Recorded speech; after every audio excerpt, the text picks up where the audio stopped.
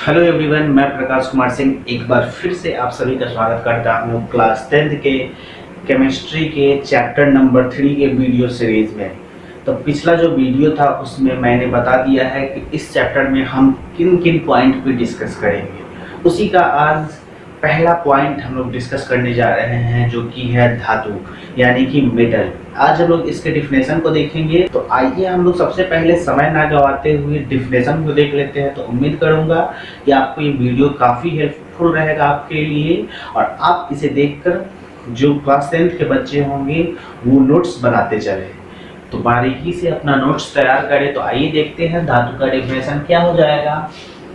तो अक्सर कितने बच्चे को सुना गया है कि धातु का डिफिनेशन कुछ इस प्रकार से देते हैं। धातु ऐसे पदार्थ को कहते हैं जो आघातवर्धनीय और तन्य होती है, जो उष्मा एवं विद्युत के सुचालक होते हैं।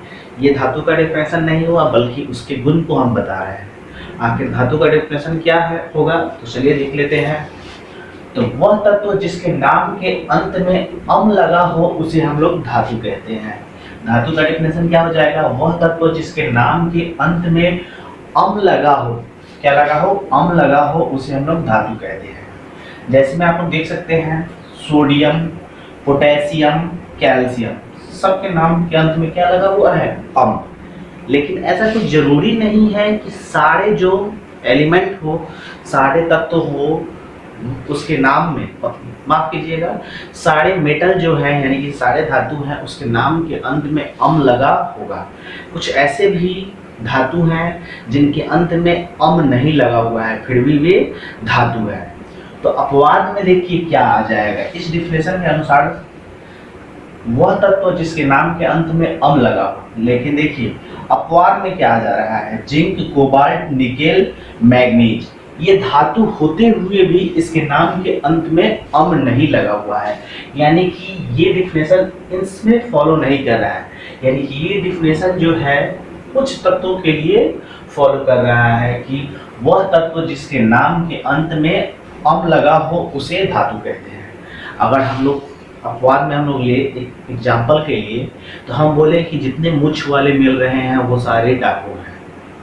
लेकिन अपवाद भी तो हो सकता है कि मूंछ वाले केवल डाकू नहीं होंगे, अच्छे इंसान भी हो सकते हैं। तो वही चीज है, ये जो डिफिनेशन था सबके लिए सेट नहीं खाया, इसीलिए हम अथवा में एक और डिफिनेशन लेकर चलते हैं। अथवा में एक और डिफिनेशन देख लेते हैं। तो डिफिनेशन कुछ इस प्रकार से है कि धातु वैसा तत्व जिसके बाह्यतम कक्षा में इलेक्ट्रॉनों की संख्या 1, 2 या 3 होती है, 1, 2 या 3 होती है, उसे धातु कहते हैं। क्या कहते हैं, उसे धातु कहते हैं। अब बात आ गया कि बाह्यतम कक्षा, तो हम लोग क्लास 9th में ये पढ़ चुके हैं इलेक्ट्रॉनिक विन्यास करना, और अंतिम कक्षक में कितना इलेक्ट्रॉन प्रवेश करेगा वो भी हम लोग पढ़ चुके हैं। अगर आप लोग में से कोई बच्चा अगर इलेक्ट्रॉनिक विन्यास और परमाणु संरचना में अगर आपको दिक्कत हो रहा है, तो क्लास 9th के केमिस्ट्री के वीडियो में आप जाकर परमाणु संरचना को देख सकते हैं। और हमने इस चैनल पे एक प्लेलिस्ट बनाया है जिसमें बेसिक केमिस्ट्री है, और बेसिक केमिस्ट्री में इन सारे पॉइंट को मैं क्लियर करा चुका हूँ। तो आप उस वीडियो को जाके देख लीजिए, ज़्यादा लंबा नहीं है, तब जाके आपको ये मालूम चल जाएगा कि परमाणु संरचना क्या होता है, बाह्यतम सेल क्या होता है, बाह्यतम सेल में कितना इलेक्ट्रॉन भरता है, किस कक्षक में कितना इलेक्ट्रॉन भरता है। ये सारा टॉपिक जो है क्लास 9th का है, तो आप लोग उसको जाके कंप्लीट कर सकते हैं। तो चलिए बाह्यतम कक्षा में, तो सबसे पहले हम इलेक्ट्रॉनिक विन्यास कर लेते हैं। तो इलेक्ट्रॉनिक विन्यास हम लोग देखते हैं कि परमाणु में जो कक्षक होता है KLM से इसको सूचित करते हैं। तो देखिए सोडियम को ले लेते हैं। इस डिफिनेशन के अनुसार ये भी सारा धातु है, और यहाँ भी इसका कुछ एग्जांपल दिया हुआ है। हम सारे का देखते हैं इलेक्ट्रॉनिक विन्यास निकाल के कि क्या है, ये जो बात बोल रहा है कि अंतिम कक्षा में 1, 2 और 3 इलेक्ट्रॉन होंगे, वो फॉलो कर रहा है कि नहीं। यानी कि ये डिफिनेशन सब पे सटीक बैठ रहा है कि नहीं। डिफिनेशन तो ये भी सही होगा, ये भी सही होगा, लेकिन ये इसमें अपवाद आ जा रहे हैं कुछ, लेकिन ये सटीक बैठता है सारे पे। तो आइए देखते हैं। देखिए सोडियम में हम लोग इलेक्ट्रॉन का अगर बात करेंगे तो इसमें 11 परमाणु संख्या 11 है, और इलेक्ट्रॉनों की संख्या भी 11 होगी। तो पहले कक्षक में 2 इलेक्ट्रॉन भरता है, दूसरे में 8 भरता है। तो हम लोग देख रहे हैं 2, 8, 10 हो गया, बचा कितना, 1। अंतिम कक्षा में 1 इलेक्ट्रॉन हो, 2 इलेक्ट्रॉन हो या 3। चलिए दूसरे को देख लेते हैं।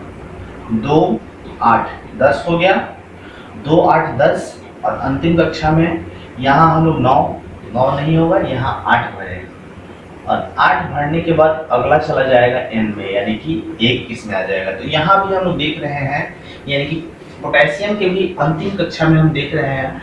अंतिम कक्षा क्या है इसका, n है, और n में कितना इलेक्ट्रॉन प्रवेश कर रहा है, 1। वैसे ही सोडियम का जो अंतिम कक्षक है वो m है, और m में 1 इलेक्ट्रॉन प्रवेश कर रहा है। और हमने वहां पे धातु का डिफिनेशन लिखा है कि वैसे तत्वों को धातु कहते हैं।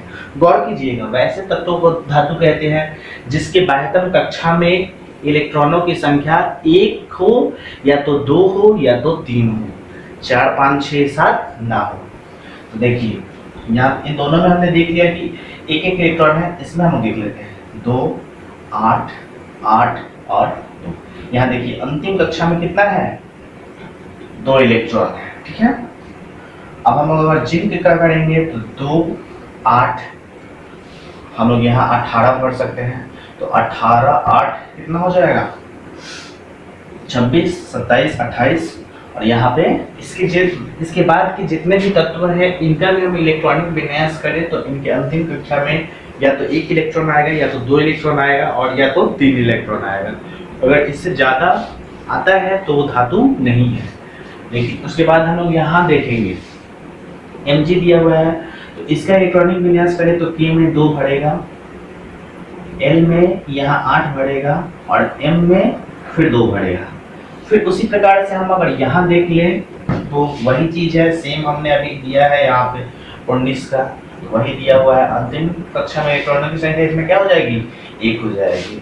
तो हम देख रहे हैं कि या तो 1 इलेक्ट्रॉन है या तो 2 इलेक्ट्रॉन है या तो 3 इलेक्ट्रॉन है। तो ये तो हुआ इसका डिफिनेशन। लेकिन इसमें भी एक अपवाद आ जाता है Sn50, इसका इलेक्ट्रॉनिक विन्यास हम करेंगे तो अंतिम कक्षा में हम लोग देख रहे हैं कि अंतिम कक्षा में इसमें 6 इलेक्ट्रॉन पाया जाएगा, ठीक है, 6 इलेक्ट्रॉन पाया जाएगा। तो इसका भी एक अपवाद है Sn50, जिसको हम लोग Sn3 कहते हैं। 3 अपवाद है इसका, कि धातु का अपवाद है जिसमें अंतिम कक्षा में 6 इलेक्ट्रॉन पाए